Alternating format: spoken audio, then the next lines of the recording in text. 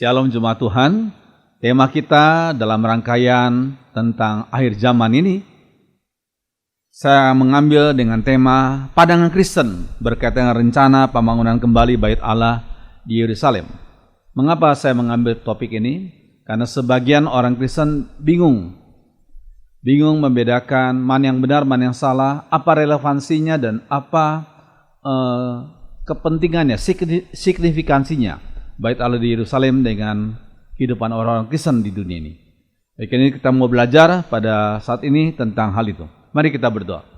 Biar Roh Kudus pimpin urapi hamba-Mu, sensor tutur kata sikap hamba-Mu, sehingga hamba mulai menjadi juru bicara. Dan setiap kami yang mendengar dan menontonnya, kami dibimbing oleh Roh yang sama.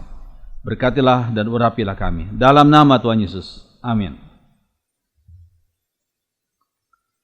Jemaat Tuhan, mari kita baca dalam Yohanes 2 ayat 19-22. Jawab Yesus kepada mereka, rombak bait Allah ini dan dalam 3 hari aku akan mendirikannya kembali. Lalu kata orang Yahudi kepadanya, 46 tahun orang mendirikan bait Allah ini dan engkau dapat membangunnya dalam 3 hari? Tetapi yang dimaksudnya dengan bait Allah adalah tubuhnya sendiri.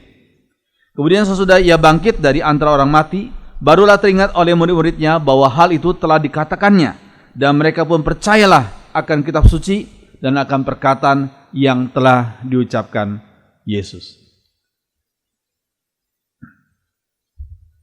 Terus sekalian, kita mau tahu tentang satu kata namanya amidah. Amidah adalah doa yang diedit tidak lama setelah Bait Allah dihancurkan. Bait Allah di Yerusalem ya. Berisi permohonan untuk kembalinya bangsa Yahudi ke tanah mereka. Karena mereka didiasporakan begitu ya, disebarluaskan di berbagai negara di dunia ini. Pembangunan kembali Yerusalem dan kerinduan untuk beribadah di Bait Allah. Sekali lagi, inilah doa orang-orang Yahudi. Nah, doa ini dipanjatkan 3 kali sehari oleh orang-orang Yahudi yang saleh. Ya, doa amidah seperti gini. Bangunlah rumahmu seperti yang pertama, dirikanlah bait sucimu di atas dasar-dasarnya, dan izinkanlah kami melihatnya dibangun kembali, dan buat kami bersukacita saat penabisannya. Kembalikanlah imam-imammu untuk melaksanakan ibadah, dan orang-orang Lewi untuk memainkan musik dan bernyanyi. Kembalikanlah bangsa Israel ke tempat mereka yang nyaman, di sana kami akan menaikkan doa, tampil, dan bersujud di hadapanmu. Itulah doa amidah yang dipanjatkan 3 kali sehari oleh orang-orang Yahudi yang saleh. Nah, saudara sekalian, seorang bernama Maimonides, seorang filsuf dan penyusun hukum Yahudi abad pertengahan, dia berkata setiap generasi Yahudi wajib hukumnya untuk membangun bait Allah jika lokasinya berhasil ditemukan. Wajib hukumnya. Itu kata Maimonides. Nah, kemudian Sanhedrin, mahkamah agama Yahudi, membuat keputusan tentang Bait Allah Yerusalem pada tanggal mereka ya, kalender mereka itu 28 Iyar, yaitu bulan April sampai Mei gitu, tahun 5765 menurut kalendernya Yahudi. Ya. Sanhedrin memanggil semua grup yang bekerja di area Bukit Bait Allah yang berkaitan dengan riset dan aktivitas untuk mulai menyiapkan rincian arsitektur secara detail untuk pendirian Bait Allah menuju goal pendirian di tempat yang tepat. Ya, mereka itu keputusan daripada Sanhedrin, mahkamah agama Yahudi mereka. Ya. Sanhedrin akan membentuk suatu forum para arsitek dan insinyur yang goalnya, tujuannya untuk melaksanakan keputusan tersebut. Sehingga tujuan yang detail akan dilakukan secara efektif.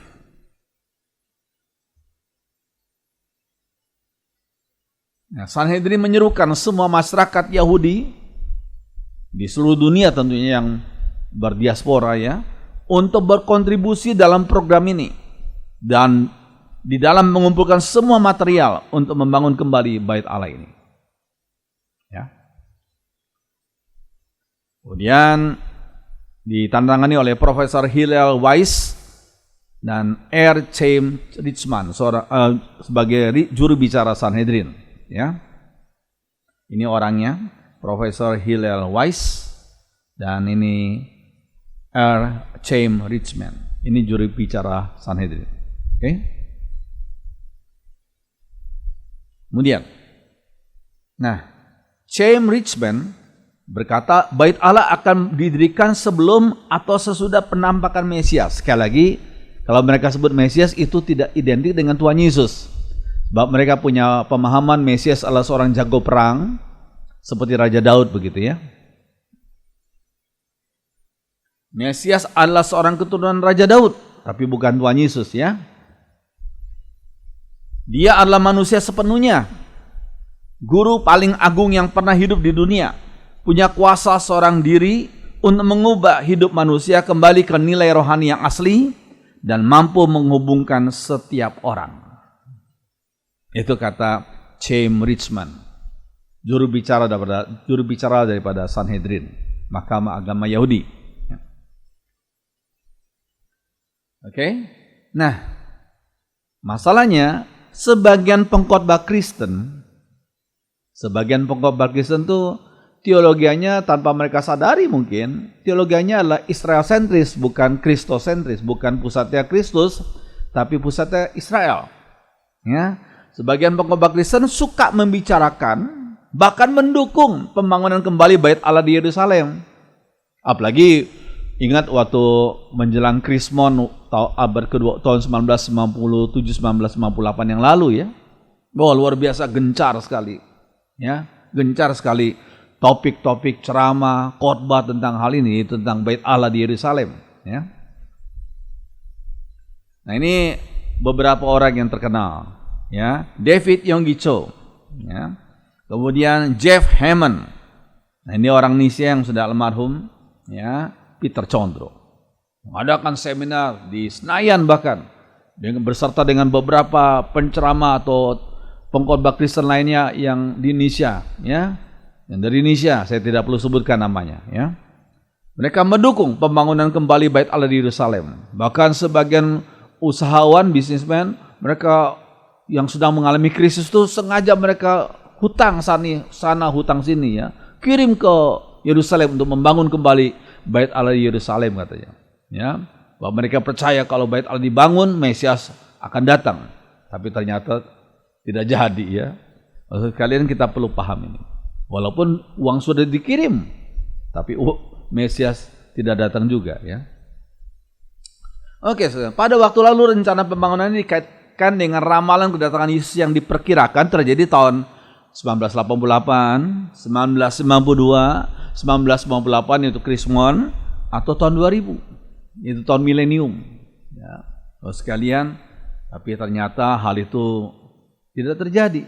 Ya. Terus sekalian, nah kalau kita perhatikan, sebelum tahun 1998, isu tentang lembu merah menjadi topik hangat yang dibicarakan, lembu merah. Ya.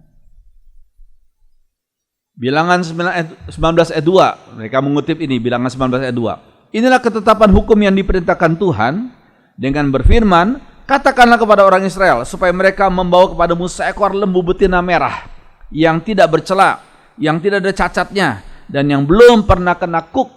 Itu kata bilangan 19 ayat 2. Ya. Nah, menurut Mishnah, ya, kumpulan tradisi atau istiadat orang Yahudi itu, Mishnah berkata sampai penghancuran bait Allah kedua, jumlah lembu merah yang disembelih dan diambil abunya hanya 9 ekor. Lembu merah pertama disiapkan oleh Musa sendiri katanya. Yang kedua dilakukan oleh Nabi Ezra pada zaman bait Allah pertama. Dan selama bait Allah kedua hanya ada 7 ekor lembu merah lainnya yang disembelih untuk mendapat abunya. Jumlah ini mencukupi kebutuhan pentahiran seluruh bangsa Israel sepanjang tahun-tahun tersebut.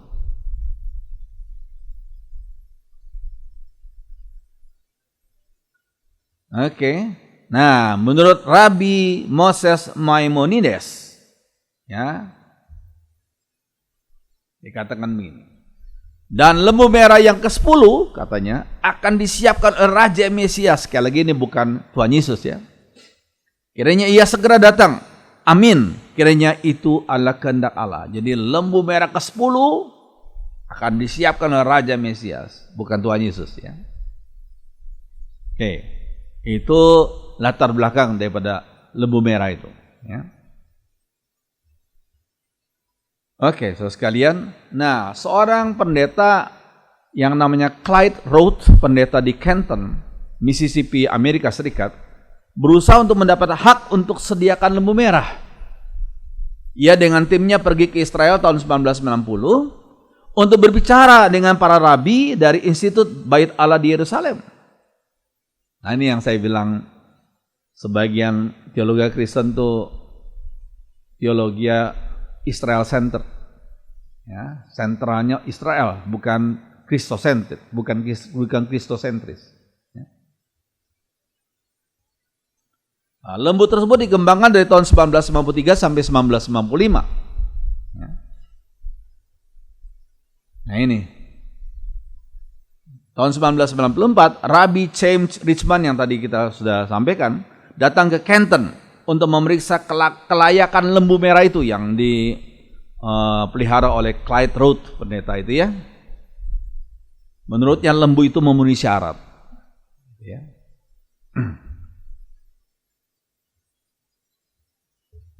Oke, mereka berencana untuk adakan upacara korban bakaran lembu merah tanggal 14 Mei 1998, tepat pada HUT kemerdekaan Israel ke-50, yaitu HUT negara Israel secara republik ya, ke-50. Itu tahun Yobel. Namun rencana itu gagal.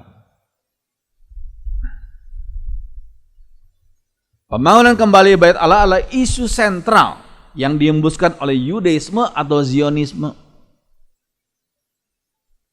Ya, sekali lagi, teologi Kristen janganlah Israel sentris.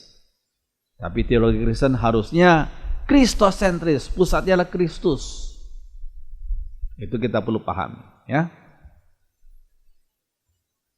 Bait Allah adalah daya tarik pemersatu yang paling ampuh bagi orang Yahudi yang tersebar di banyak negara di dunia ini. Berdiaspora lah orang-orang Yahudi di berbagai negara di dunia ini. Isu sentralnya adalah Bait Allah, pembangunan kembali Bait Allah itu. Ya.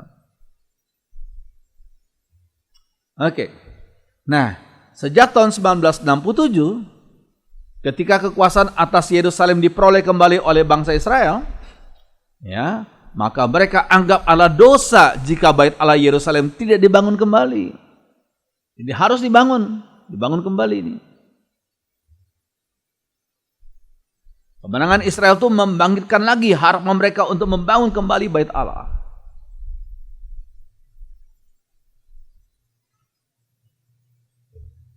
Harapan itu sempat kandas karena Jenderal Moshe Dayan, ya, yang bagian kiri mengalami masalah, ya, memerintahkan untuk penurunan bendera Israel dari Dome of the Rock. Ya, saudara yang pernah ke Yerusalem tahu ini Dome of the Rock, ya. Oke.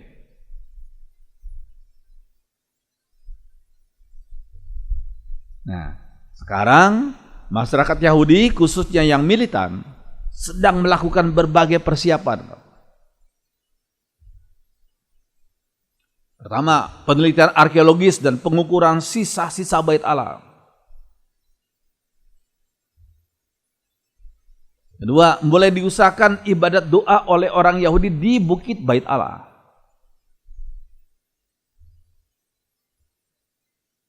Ketiga, mempersiapkan pembangunan batu penjuru untuk pembangunan Bait Allah di Yerusalem. Keempat, mengumpulkan alat-alat upacara Bait Allah.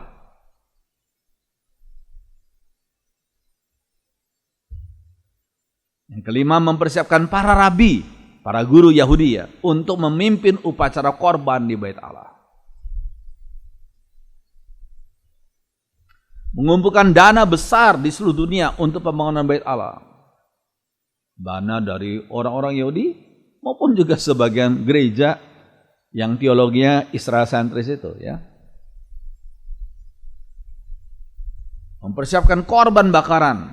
Ya, lihat nanti ya dengan isu lembu merah tahun 1998 yang lalu, ya. Oke. Nah, saudara sekalian, the Ark of the Covenant, tabut Allah ya.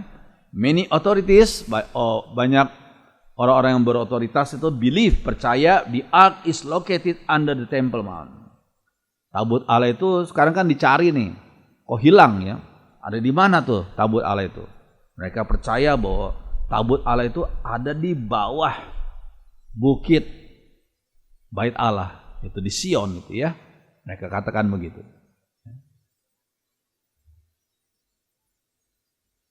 Terus kemudian ada, nah ini, Golden Menorah, kaki dian.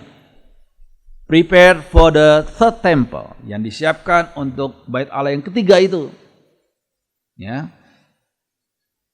Ini kaki dian ini estimated value nilainya sekitar 3 juta US dollar. Bayangkan. Dari emas ya, Golden Menorah. Oke, ya. Oke, saudara sekalian. Nah, proses persiapan itu tidak mudah karena selalu menimbulkan konflik berdarah di antara Yudaisme versus Islam. Yudaisme itu agama Yahudi versus Islam atau Israel versus Arab gitu. Padahal sekali lagi sebagian orang Arab Kristen ya.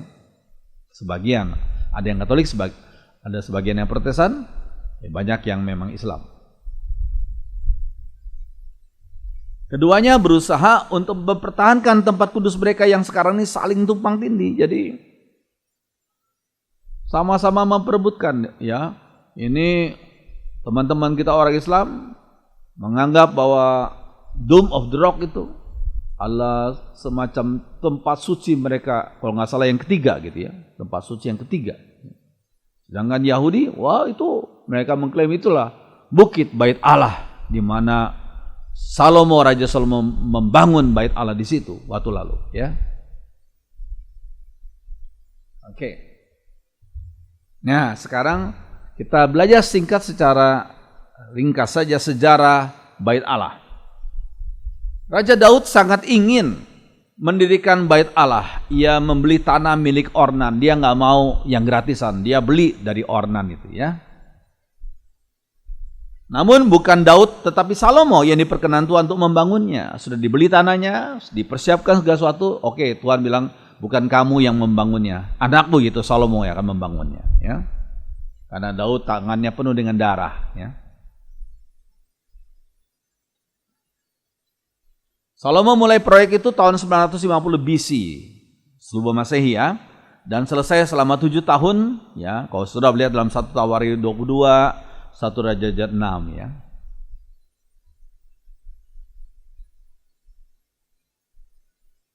Oke. Nah, Salomo menggerakkan 70.000 pengangkat barang. 70.000 bayangkan. Dan 80.000 tukang pahat batu. Luar biasa ya. Yang dipekerjakan di pegunungan dekat Yerusalem. Batu pahatan Allah dipakai untuk fondasi Bait Allah, batu pahatan ya. Saudara mungkin bisa membandingkan saja ya. Besar-besar batu itu seperti batu-batu di tembok ratapan yang sekarang masih ada ya. Oke ya. Katakan batu-batu itu ada yang panjangnya 5 sampai 8 meter, bayangkan. Lebarnya 2,5 meter dan tebalnya 1 sampai 1,5 meter. Besar-besar batunya ya. Ada satu batu yang panjangnya sampai 11,80 meter, bayangkan ya. Dan dipakai sebagai batu penjuru tembok Yerusalem. Oke. Nah, sekarang kita mau tahu bagaimana seharusnya sikap orang Kristen.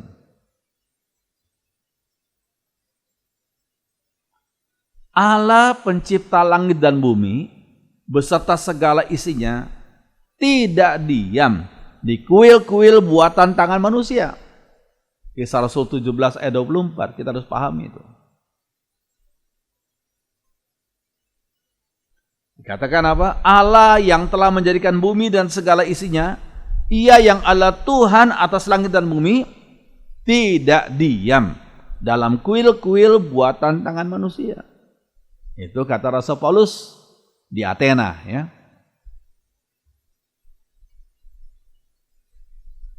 Nah, Raja Salomo punya pemahaman yang sama. Karena dibimbing oleh Roh Kudus yang sama. 2 Tawarid 6 ayat 18. Pada saat beliau mentabiskan bait Allah pertama di Yerusalem itu ya. Salomo berkata gini, tapi benarkah Allah hendak diam bersama dengan manusia di atas bumi?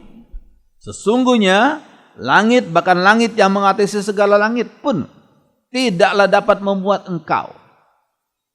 Terlebih lagi rumah yang kudirikan nih, yaitu bait Allah yang pertama itu ya. Kita harus paham ini ya. Oke. Tuhan menentang sikap yang salah dari bangsa Israel ketika mereka memberhalakan tabut Allah. Tuhan tidak senang bila umatnya memberhalakan tabut Allah.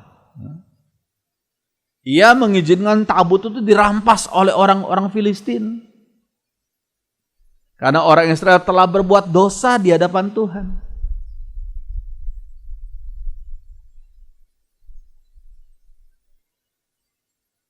Satu Samuel 4:11 dikatakan, lagi pula tabut Allah dirampas dan kedua anak Eli, Hofni dan Pinehas tewas. Ya, kenapa Tuhan izinkan tabut Allah dirampas?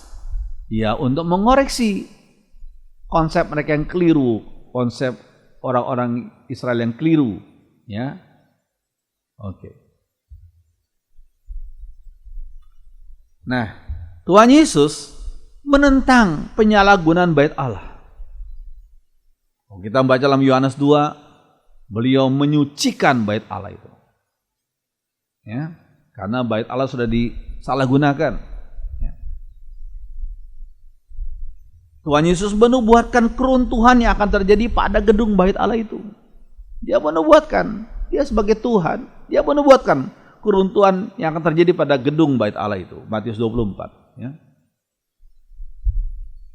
Tuhan Yesus berkata, dialah bait Allah itu. Nah ini kita perlu pahami. Tuhan Yesus berkata, dialah bait Allah itu. Dari mana kita tahu? Nah ini, jawab Yesus kepada mereka, rombak bait Allah ini. Dalam 3 hari aku akan mendirikannya kembali. Orang-orang Yahudi pikir, maksudnya apa ini bait Allah, gedung yang diperbesar, diperluas oleh Herodes begitu. Lalu kata orang Yahudi kepadanya, 46 tahun orang mendirikan bait Allah ini, dan engkau dapat membangunnya dalam 3 hari? Tetapi yang dimaksudnya dengan bait Allah ialah tubuhnya sendiri. Tubuh Yesus. Ya, karena menebus umatnya, dia sempat mengalami kematian selama 3 hari, ya, dan dibangkitkan, ya. Tapi yang dimaksudkanlah bait Allah itu tubuhnya sendiri, ya. Setelah menyerahkan nyawanya di salib, tirai bait Allah terbelah 2. Tirai bait Allah yang memisahkan ruang suci dengan ruang maha suci. Gak boleh sembarangan orang masuk ke ruang maha suci. Hanya imam besar setahun sekali, karena di situ ada tabut Allah. Tapi waktu Yesus menyerahkan nyawanya, tirai yang membelah, yang memisahkan ruang suci dan maha suci terbelah jadi 2. Ya. Itu berarti hubungan Allah dengan umat tidak lagi bergantung pada ada atau tidaknya bait Allah di Yerusalem. Kita yang percaya pada Yesus cukup di mana saja kita berada. Kalau kita berdoa dalam nama Tuhan Yesus, kita bisa menghampiri tahta Allah Bapa. Ini kita perlu pahami, ya. Karena Yesus adalah Allah yang beserta kita, yaitu Immanuel. Matius 1:23. Oke. Nah, setelah kebangkitan dan kenaikan Yesus ke surga, maka umat Kristen Yahudi masih beribadat di bait Allah dan di sinagoge, tapi mereka juga melakukan persekutuan di rumah-rumah. Sudah lihat dari Kisah Rasul 2 ayat 46, kemudian 3 ayat 1 dan ayat-ayat yang lainnya. Ya. Sebelum bait Allah dibongkar, dihancurkan oleh Titus tahun 70 Masehi, ya. Oke. Hal itu mereka lakukan sampai terjadi penganiayaan hebat terhadap jemaat Kristen di Yerusalem. yang membuat mereka tersebar ke seluruh daerah Yudea dan Samaria sambil berPI, Kisah Rasul 8 ayat 1b.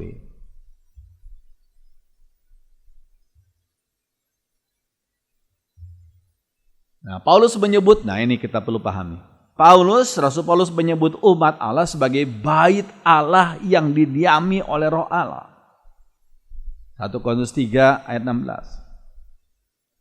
Gereja Tuhan dibangun di atas dasar para rasul, yaitu perjanjian baru, dan para nabi, yaitu perjanjian lama, dengan Kristus Yesus sebagai batu penjuru.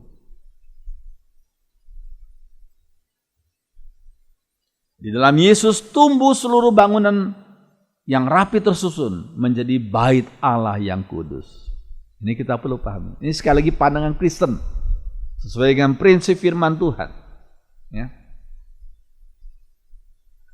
Dan di dalam Dia umat Tuhan turut dibangunkan menjadi tempat kediaman Allah di dalam Roh, yaitu Roh Kudus. Efesus 2 ayat 20 dan 21. Oke. Nah, ini yang lebih hebat lagi. Setiap pribadi umat Tuhan digunakan sebagai batu hidup untuk pembangunan suatu rumah rohani bagi suatu imamat kudus, untuk mempersembahkan persembahan rohani yang karena Yesus Kristus berkenan kepada Allah. Dalam 1 Petrus 2 ayat 5, we are like living stones, kita ini seperti batu-batu hidup, being built into a spiritual house, yang dipakai untuk membangun satu rumah rohani. Ya, 2 Petrus. Oke. Tubuh umat Tuhan adalah bait Roh Kudus yang diam di dalamnya. 1 Korintus 6 ayat 19. Your body is a temple of the Holy Spirit. Ya. Ayat itu katakan, atau tidak tahukah kamu bahwa tubuhmu adalah bait Roh Kudus yang diam di dalam kamu, Roh Kudus yang kamu peroleh dari Allah, dan bahwa kamu bukan milik kamu sendiri. Tubuhnya umat Tuhan adalah bait Roh Kudus. Yesus telah membeli umatnya dengan darahnya sendiri, sehingga setiap umat Tuhan harus memuliakan Tuhan dengan tubuhnya.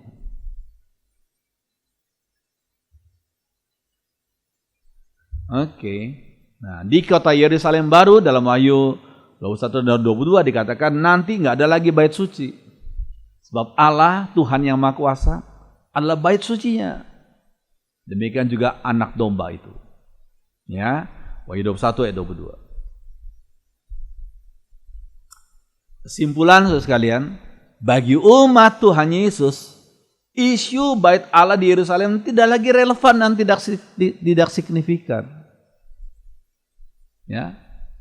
Itu kita perlu pahami sekali lagi, bagi umat Tuhan Yesus, isu bait Allah di Yerusalem tidak lagi relevan dan tidak signifikan.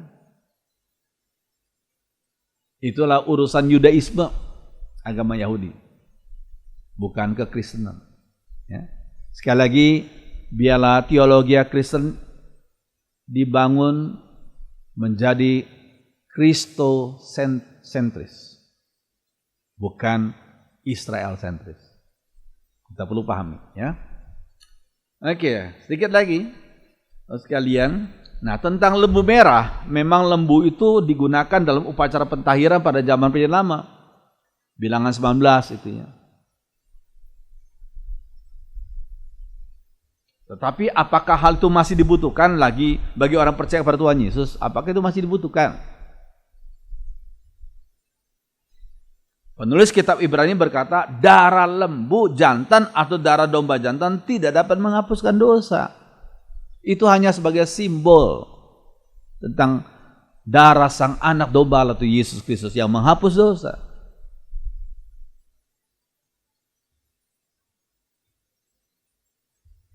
Setiap hari para imam perjanjian lama berulang kali mempersembahkan korban yang tidak dapat menghapuskan dosa. Ibrani 10 itu ya. Tuhan Yesus mempersembahkan hanya satu korban, yakni tubuh dan darahnya sendiri yang berkhasiat menghapus dosa. Ibrani 9 itu. Hanya satu kali, nggak usah berulang kali. Satu korban berhasiat menghapus dosa umat. Jadi isu lembu merah itu seharusnya tidak perlu didukung oleh orang Kristen. Sebab nggak ada relevansinya dengan iman kita. Nggak ada. Ya, nggak ada relevansinya dengan iman kita. Sekali lagi, Mesias menurut Yudaisme bukannya Tuhan Yesus. Mesias menurut Yudaisme adalah Mesias yang jago berperang seperti Raja Daud, bukan Tuhan Yesus. Ya. Oke, saudara sekalian, biarlah kebenaran firman Tuhan yang kita sudah pelajari membimbing kita dalam jalan kebenaran dan kita boleh hidup sesuai dengan kebenaran Tuhan. Mari kita berdoa. Ya Bapa di surga, hamba-Mu sudah selesai menjelaskan firman Tuhan. Roh Kudus pimpinlah kami, Roh Kudus membimbing setiap kami sebagai umat Tuhan. Terima kasih karena di dalam Tuhan Yesus keselamatan, hidup kekal, pengampunan dosa dikaruniakan bagi setiap orang yang percaya kepada Yesus. Terima kasih dan terima kasih. Dengarkan doa kami dalam nama Tuhan Yesus. Amin.